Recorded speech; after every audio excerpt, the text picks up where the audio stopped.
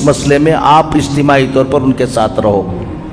लेकिन ये एक बात मैं बता रहा हूँ, NRC CAA ये बला क्या है? ये है कि तुम मैं ये साबित करना है कि हम यहाँ के क्या हैं, सिटीजन हैं। ये एक बात जुमा के खुतबे के मौके पर मस्जिद के मेहराब के सामने बैठकर, मेरा नाम खालिद बेग नदवी है, याद रख लेना, टाइम याद रख लेना, ये दिन याद रख लेना। मेरी बात मान लोगे, आज सुकून की ज़िंदगी गुजारोगे। खुदा ना खास्ता सब मुसलमानों को बता के जा रहा हूँ, मेरी बात नहीं मानोगे, एक मरतबा मेरे चेहरे को भी देख लेना, वक्त देख लेना, टाइम देख लेना, खून के आंसू रोओगे। और उस दिन मुझे ये बहुत याद करोगे। उस दिन मुझे क्या करोगे? बहुत याद करोगे। कोई मौलवी साहब आया था, उसकी बात मान लेते तो आज हमको ये मुसीबत नहीं थी बोलकर। बात क्या मान लेना बोलो? CAA आता है या नहीं आता छोड़ दो, CAA एक अलग चीज है। NRC आती है या नहीं आती इसको छोड़ दो। अपना कि तुम सिटीजन हो यहां के, इसका डॉक्यूमेंट्स बना के रखना। एक तहरीक चली, डॉक्यूमेंट नहीं दिखाओ बोलकर, ठीक है नहीं दिखाएंगे, वो जो पूरी मिल्लत मिलकर जो बोलेगी वो करो, हम डॉक्यूमेंट नहीं दिखाएंगे, रहया तो नहीं दिखाएंगे। रखले को बोलना सो मेरे पास है लेकिन क्या नहीं करूंगा, है ही नहीं है तो नहीं दिखाओगे क्या? अल्लाह का फजल है, एक बड़ी तादाद ने अपना डॉक्यूमेंट्स क्या कर लिया, इस दौरान बना लिया। एक अच्छी बात यह हुई कि मौका मिल गया और अल्हम्दुलिल्लाह डॉक्यूमेंट्स बना लिया। आज के जुमा में 15 मिनट में तुम्हें सिटीजन, तुम यहां के सिटीजन हो, इसकी क्या प्रूफ है? कल एक पुलिस वाला पकड़ता है आपको और कहता है छोड़ो NRC नहीं आए, कल पकड़ कर कहता है कि तुम यहां के सिटीजन नहीं हो। तो तुमको क्या दिखाना है, क्या प्रूव करना है? NRC आने के बाद प्रूव करने का नहीं, आज कोई तुमको पकड़ कर कहता है कि तुम हजरत किसके बाप की हिम्मत के मुझे पकड़े, ये सब डायलॉग छोड़ डालना। आसाम के अंदर मिलिट्री में काम करके मिलिट्री से रिटायर्ड आदमी की सिटीजनशिप नहीं मिली, उसको प्रूव करना पड़ा, रोते हुए घूमता रहा। सिटीजनशिप एक्ट ये 1955 में बना। कब बना भाई? रत्ती याद रख ले सब लोग। सिटीजनशिप एक्ट 26 जनवरी 1950 में हमारा कॉन्स्टिट्यूशन बना, दस्तूर बना। उसमें सिटीजन, चाहे यहां का सिटीजन कौन होगा उसके बारे में तफसील नहीं थी। 5 साल के बाद पार्लियामेंट में सिटीजनशिप एक्ट 1955 पास हुआ। आप अगर कॉन्स्टिट्यूशन को जाकर देखोगे तो एक्ट नंबर 5 to 11, कौन सा आर्टिकल 5 to 11, ये कौन सा है? सिटीजनशिप एक्ट पर है कि सिटीजनशिप के बारे में है क्या क्या, यहां का शहरी कौन होगा। फिर उसके बाद 4 मर्तबा उसमें अमेंडमेंट आया। 1955 के बाद कितनी मर्तबा आया भाई? 4 मर्तबा आया। एक मर्तबा आया 1986 में, एक मर्तबा आया 1992 में, एक मर्तबा आया 2003 में के आखिर में, दिसंबर 2003 में, और एक मर्तबा आया मनमोहन सिंह के जमाने में 2005 में। ये 4 मर्तबा उसमें अमेंडमेंट हुआ। जब 1995 में सिटीजनशिप एक्ट आया तो उस वक्त किसको सिटीजन माना जा रहा था? उस वक्त का आदमी, अगर कोई शख्स 26 जनवरी 1950 से पहले पैदा हुआ है, बहुत से बूढ़े होंगे यहां पर जो कब पैदा हुए हैं? 26 जनवरी 1950 से पहले। कितने साल हो गए मौलाना? एक 50 और 75 है ना, 90 साल के भी हैं सब हैं माशाल्लाह, अल्लाह उनको ये करे। तो जो लोग 26 जनवरी 1950 से पहले पैदा हुए, उनको सिर्फ ये प्रूफ देना है कि 26 जनवरी 1950 की रात के 12 बजे के बाद हम कहां थे? इंडिया में थे। देखो ये काफी है। देखो मैं उस वक्त ये कार्ड बना हुआ था, ये हुआ था, बर्थ सर्टिफिकेट मिल गई, या कौन सी की नौकरी का, गवर्नमेंट नौकरी का, ये काफी। जो शख्स 26 जनवरी 1950 और 1 जुलाई 1987 के दरमियान पैदा हुआ है, 26 जनवरी 1950 और 1 जुलाई 1987 के दरमियान जितने लोग पैदा हुए, उनको सिर्फ अपना सिटीजन होने को, कि मैं यहां था, इसका प्रूफ दे देने से उन्हें क्या हो जाएगा? यहां का शहरी हो जाएगा।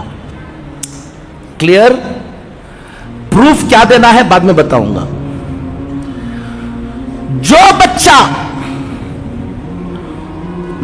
1 जुलाई 1987 के बाद पैदा हुआ और 3 दिसंबर 2004 से पहले, समझ में आई बात? 1 जुलाई 1987 के बाद पैदा हुआ 12 बजे के बाद, और 3 दिसंबर 2004 से पहले पैदा हुआ, उन्हें सिर्फ अपना क्या दिखाया? देखो मैं इंडिया का क्या हूं, शहरी हूं, मेरे पास ये प्रूफ है, तो उसको सिटीजन नहीं माना जाएगा। उसको क्या नहीं माना जाएगा? उन्हें अपने फाइल के साथ अपने बाप, उसका बाप भी सिटीजन है यहां का, या उसकी मां सिटीजन है यहां की, वो प्रूफ भी साथ लगा के रखना, तब जाकर इसका क्या होगा। आप 87 के बाद पैदा हुए या पहले पैदा हो गए? 86 में पैदा हुआ था, आपका मसला हल हो गया। जितने भी आपके बच्चे जितने भी 87 के बाद पैदा हुए हैं 2004 से पहले, 3 दिसंबर 2004 से पहले, उनको क्या रखना है? सिर्फ उन्हें अपना डॉक्यूमेंट रख लेने से क्या नहीं होने वाला, उसकी बर्थ सर्टिफिकेट रख लेने से क्या नहीं होगा, उसकी बर्थ सर्टिफिकेट, उसकी शहरियत का प्रूफ रखने के साथ या तो अपने बाप या तो अपनी मां का प्रूफ भी उसके साथ कि वो भी इंडियन सिटीजन है, लगाव को रखोगे तो तुम्हारा सिटीजनशिप क्या होगा? ये होगा। नेक्स्ट, जो बच्चा 3 दिसंबर 2004 के बाद पैदा हुआ और अब तक, 4 के बाद कौन है? हाथ उठा कोई हो तो। देखो ये सब बच्चे ये सिर्फ अपना रख लेंगे तो क्या नहीं होने वाला है, ये सिटीजन नहीं है। इनको अपना प्रूफ भी रखना है कि मैं यहीं पैदा हुआ, बाप का भी प्रूफ रखना है और मां का भी प्रूफ रखना है, दोनों का रखना है, जब इनकी फाइल पूरी होगी। क्लियर? इसको बोलते हैं सिटीजनशिप बाय बर्थ। एक है सिटीजनशिप बाय डिसेंट, उसका कानून क्या है कि जो बच्चा 26 जनवरी 1950 के बाद पैदा हुआ, यहां का सिटीजन था, वो जाकर सऊदी में था या कहां था, अमेरिका में, किसी भी बाहर की कंट्री में उन्हें काम कर लेकर था, वहां एक बच्चा पैदा हुआ, उसको बर्थ कहां हुई, वहां हुई। अगर फादर उसका सिटीजन है तो ऑटोमेटिकली उन्हें भी क्या है, सिटीजन है। 10 दिसंबर 1992 से पहले के बच्चे, 10 दिसंबर 1992 के बाद कोई बच्चा इंडियन सिटीजन का बाहर पैदा हुआ तो वो सिटीजन मान लिया जाएगा कि फादर या मदर उसके क्या हो। 3 दिसंबर 2004 के बाद जितने बच्चे पैदा हुए उनको उसी वक्त सिटीजन माना जाएगा।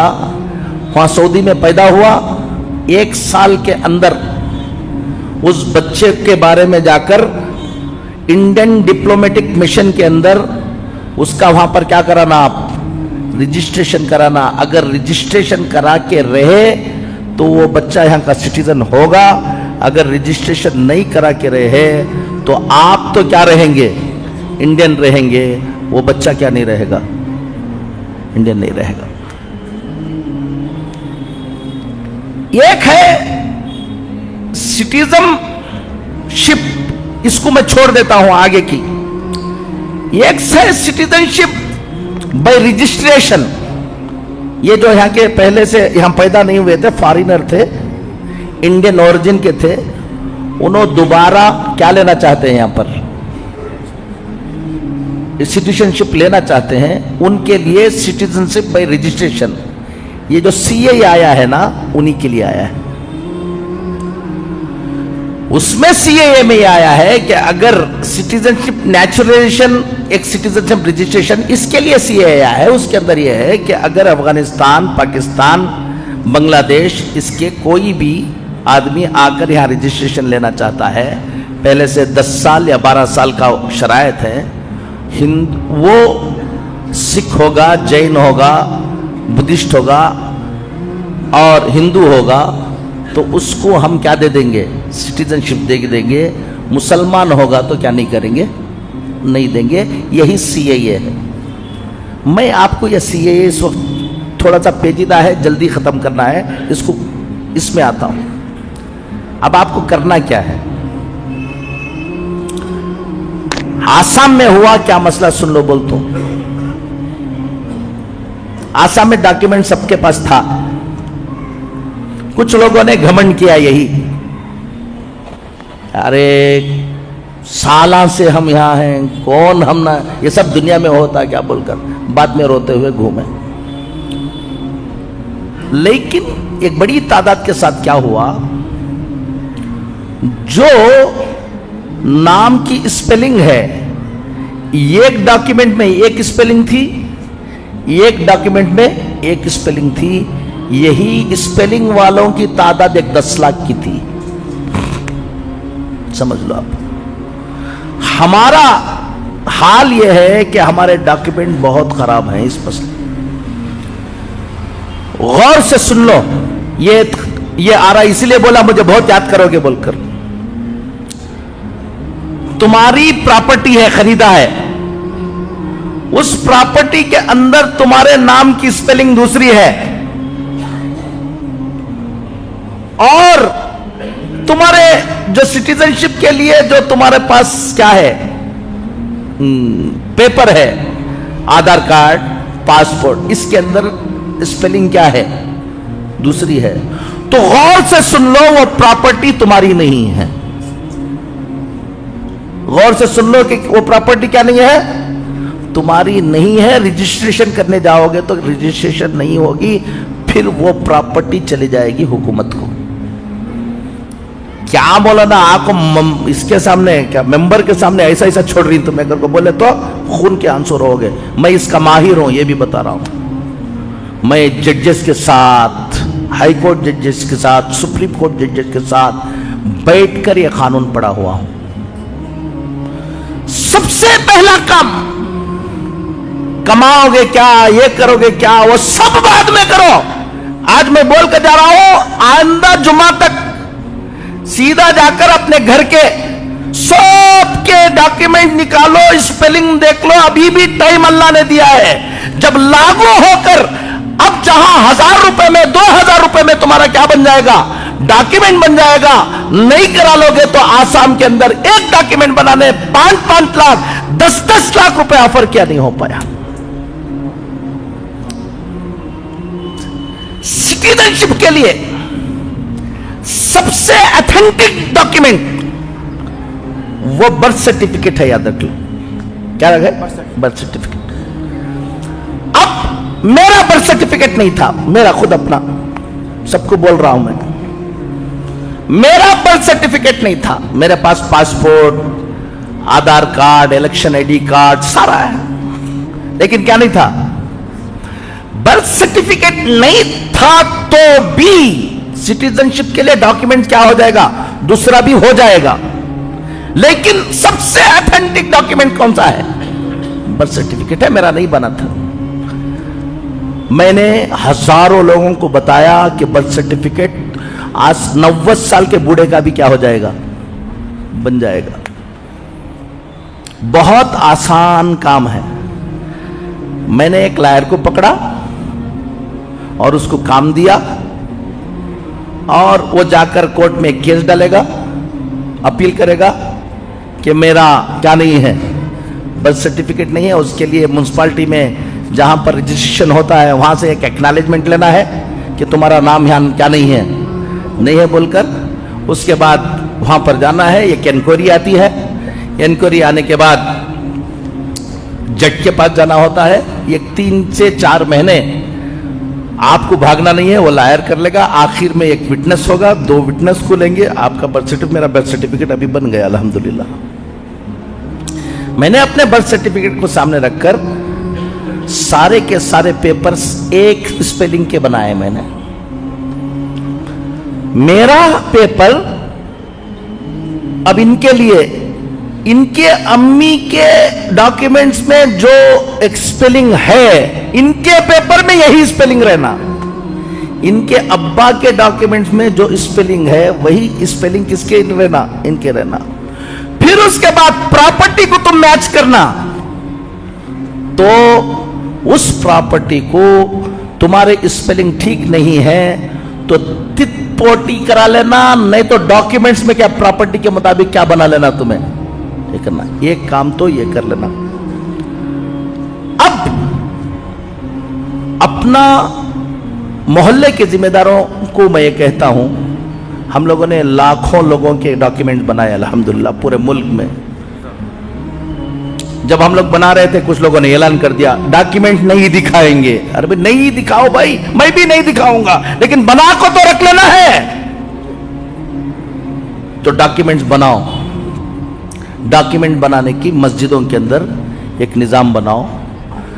200-300 घर रहते हैं, हर घर वालों को सबको मालूम नहीं होता, उसको समझा के बोलो। सबसे ज्यादा परेशानी कहां आती है? तलाक हो गई है, किसमें? मियां बीवी में। बच्चे हैं, बच्चे मां के पास हैं, वो बाप को गुस्सा है, उन्हें अपने डॉक्यूमेंट्स देने के लिए क्या नहीं है, तैयार नहीं है। हमें ही बर्बाद कर देना चाहते हैं, हमारी नस्ल को गुस्सा आ गया है तो सब कुछ किसी भी तरह से बर्बाद कर देना चाहते हैं। मियां बीवी का बर्थ सर्टिफिकेट, ये क्या उसका नाम, मैरिज सर्टिफिकेट पक्का कबूल किया कर को उठ को जाको खाने खा ले हंगामा कर देना, उससे पहले क्या कर लेना, मैरिज सर्टिफिकेट बनाना, ऑथेंटिक मैरिज सर्टिफिकेट। तभी तुम्हारे बच्चे के लिए यह तय होगा कि उन्हें बाप है, उन्हें क्या है, मां है। टाइम हो गया है, फिर कभी इंशाल्लाह। सिर्फ इतनी बात समझ लो, अपने बच्चों की अकीदे की क्या करो, हिफाजत करो। नंबर 1, हालात जो जो आएंगे कोई घबराने की क्या नहीं है, मेहनत कर लो, अल्लाह ताला की मदद भी रहेगी इंशाअल्लाह। और जो दुश्मनाने दीन ये सोच रहेंगे हम ये कर देंगे हम वो कर देंगे, सब उनके हाथ में होता तो और क्या था। अल्लाह ताला की भी मदद हमारे साथ क्या रहेगी, शामिल हाल है इसलिए जी रहे हो और शामिल हाल रहेगी इंशाअल्लाह। लेकिन जो असबाब को हमें इख्तियार करना है वो असबाब को इख्तियार करो, अपने बच्चों के ईमान की हिफाजत करो, तालीम की तरफ फिक्र करो। और सबसे बड़ी बात है कि हमारे लिए हम सब नुकसान उठा लेंगे लेकिन अपना बच्चे के ईमान के साथ नहीं खेलेंगे हम। सबसे बड़ी फिक्र यह है कि मेरा बच्चा क्या रहे, ईमान वाला रहे। और फिर हम एक मुल्क में रहते हैं, हमको कानून के मुताबिक रहना है, हमको कोई उंगली उठाने की क्या नहीं रहना, किसी को हिम्मत नहीं रहना, अपने गाड़ियों की, अपने प्रॉपर्टी की, अपनी सब कानूनी अंदाज से उसको मजबूत रखो। अल्लाह ताला दुश्मनों के जो इरादे हैं उसको क्या करेंगे, नाकाम करेंगे। अल्लाह कहने से ज़्यादा सुनने से अमल की तौफीक नसीब फरमाए। व आखिर दावाना अल्हम्दुलिल्लाह रब्बिल आलमीन। एक ऐलान है, उसके बाद इंशाअल्लाह नमाज़ सुन्नत पढ़ने के लिए मौका दिया जाएगा। अभी और बहुत तफसीली बात थी, क्योंकि जुमा का मौका है, जितनी बात हो गई अल्लाह ताला हज़रत को बहुत बहुत जज़ाए खैर अता फरमाए। हमें खुशी है, बहुत खुशी है, बहुत ज़्यादा खुशी है कि हज़रत जो है बहुत ज़्यादा मसरूफ़ रहते हैं। आपको अंदाज़ा नहीं है मसरूफ़ियत का, आप कभी उनके दिन के साथ एक दिन गुजारेंगे आपको अंदाज़ा होगा। हम सबका एक काम है, इनका उनके कामों में ये भी एक काम है। हम दिन में एक काम करते हैं, ये दिन में 100 काम करते हैं, उसमें से एक काम ये भी है। हज़रत बहुत ज़्यादा मसरूफ़ रहते हैं, उसके बावजूद हज़रत ने खुद कहा कि हम आना चाह रहे हैं, दावत देना। हज़रत ने कहा नहीं, आने की ज़रूरत नहीं है, आप अपने काम में लगे रहो, मैं अपने काम में लगा हुआ हूँ। आप फ़ोन पर, मैं इन सारे तकल्लुफ़ात से जो है वो बाला तर हूँ और मैं इंशाल्लाह फ़ोन पर ही आ जाऊँगा। हज़रत खुद आ गए अपनी गाड़ी से।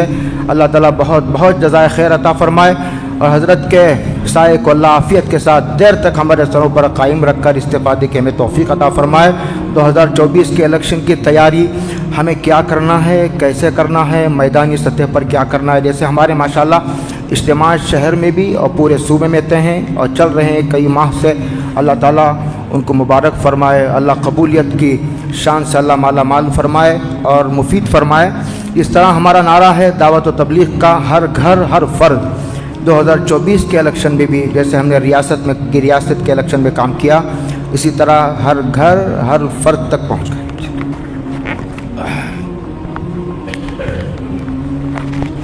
2 मिनट ये भी सुन लो, फिर मिलेंगे या नहीं मिलेंगे पता नहीं, मैं भूल गया। टाइम तो बहुत कम होता है यहाँ पर। 5 मिनट बैठेंगे इंशाल्लाह। हाँ 10 मिनट चलेगा। 5 मिनट सुन लो, गौर से अच्छी तरह सुन लो।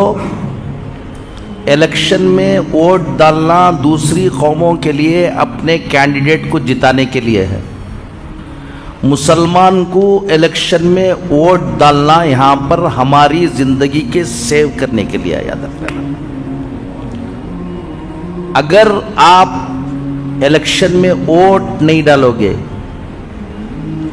तो अगर आपने इलेक्शन में वोट डाला, खुद ये एक सबूत है कि आप इलेक्टोरल रोल में थे और यहाँ के क्या हैं, सिटीजन हैं।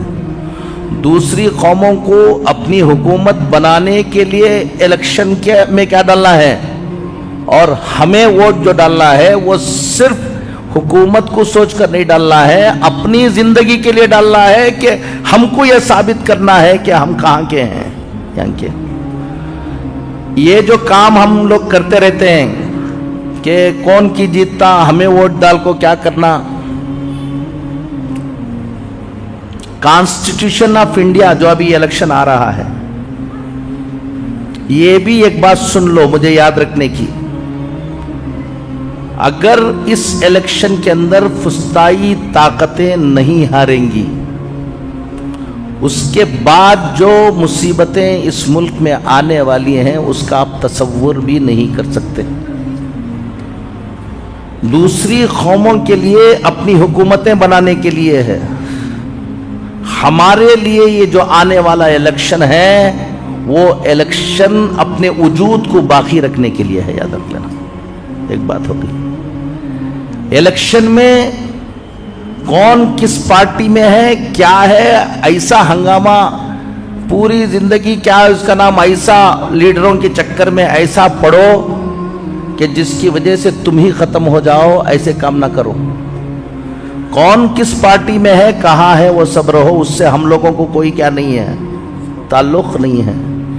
ये कश्ती पर हम सब सवार हैं, ये कश्ती बाकी रहेगी तो हम भी बाकी रहेंगे, ये कश्ती डूब जाएगी तो कोई लोग बाकी नहीं रहेंगे। इसके लिए सबसे पहला काम, इलेक्शन आने से पहले ये जरूरत नहीं है, 2-3 काम ये कर लो। पहला काम यह है कि हमारा वोटर लिस्ट में क्या हो, नाम हो।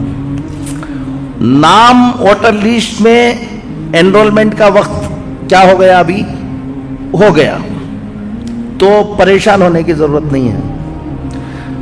हर वक्त अपनी वोटर लिस्ट में नाम चेक कराते रहो। एक काम बता के जा रहा हूं आप लोगों को, इसमें हम लोगों ने सख्त हालात में काम किया है और उसका तजुर्बा कर लिया है। वोटर लिस्ट में नाम फट से निकाल देते हैं, ये तुम्हारे लिए बहुत डेंजर है। वोटर लिस्ट में नाम चेक करते रहो। अगर किसी का नाम वोटर लिस्ट से निकाला, फौरन एक लायर को पकड़ो, लायर को पकड़कर RTI में एक क्वेश्चन भेजो उसको फौरन।